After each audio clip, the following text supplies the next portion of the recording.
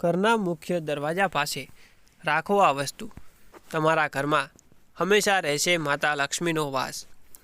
સંધ્યા સમયે દીવો પ્રગટાવવો શ્રેષ્ઠ માનવામાં આવે છે, કારણ કે આ સમયે માતા લક્ષ્મીના ઘરમાં આગમનનો સમય હોય છે.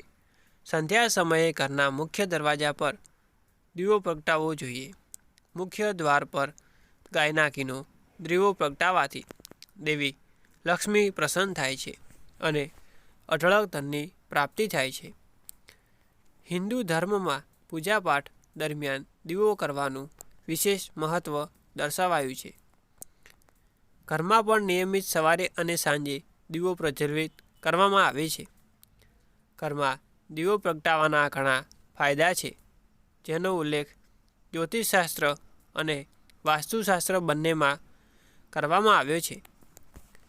દીવો પ્રજ્વલિત કરવાથી અંધકાર દૂર થાય છે અને નકારાત્મકતા દૂર થાય છે. ઘરમાં દીવો તેલ અથવા તો ઘી વડે કરવામાં આવે છે. તેલમાં પણ સરસવનું તેલ, ચમેલીનું તેલ વગેરે ઉપયોગમાં લેવામાં આવે છે. અલગ અલગ દેવી દેવતાની પૂજામાં અલગ અલગ પ્રકારના દીવા કરવામાં આવે છે.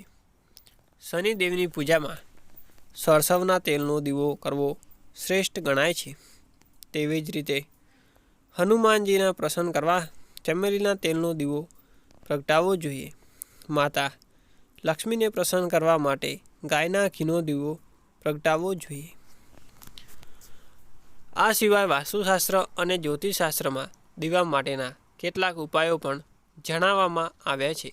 આ ઉપાયો ખૂબ જ અસરકારક છે. સાંજે મુખ્ય દ્વાર પર દીવો કરવો, સંધ્યા સમયે દીવો પ્રગટાવવો શ્રેષ્ઠ માનવામાં આવે છે, કારણ કે આ સમયે માતા લક્ષ્મીના ઘરમાં આગમનનો સમય હોય છે. સંધ્યા સમયે ઘરના મુખ્ય દરવાજા પર દીવો પ્રગટાવવો જોઈએ. આમ કરવાથી ઘરમાં નકારાત્મક ઉર્જા ઘરમાં પ્રવેશતી નથી. મુખ્ય દ્વાર પર ગાયના ઘીનો દીવો પ્રગટાવવાથી દેવી લક્ષ્મી પ્રસન્ન થાય છે અને અઢળક ધનની પ્રાપ્તિ થાય છે. આ ઉપાય વ્યક્તિને ઝડપીથી ધનવાન બનાવે છે. સાંજે ઘરના મુખ્ય દ્વાર પર દીવો પ્રગટાવવો જોઈએ. શ્રેષ્ઠ સમય સાંજે 6 થી 8નો છે. ઘરના મુખ્ય દરવાજા પર દીવો એવી રીતે પ્રગટાવો કે જ્યારે તમે બહારથી જાઓ ત્યારે દીવો તમારી જમણી બાજુ આવે અને દીવાની જ્યોતની દિશા ઉત્તર અથવા પૂર્વ તરફ હોવી જોઈએ. તુલસીના છોડ પાસે પણ દીવો પ્રગટાવો. સવારે તુલસીના છોડને જળ ચડાવવું અને તેની પૂજા કરવી. ત્યારબાદ સાંજે તુલસીના છોડ પાસે દીવો પ્રગટાવવો જોઈએ. તુલસી માતા લક્ષ્મીનું સ્વરૂપ છે. સાંજે તુલસીના છોડ પાસે દીવો પ્રગટાવવાથી દેવી લક્ષ્મી અને ભગવાન વિષ્ણુ પ્રસન્ન થાય છે.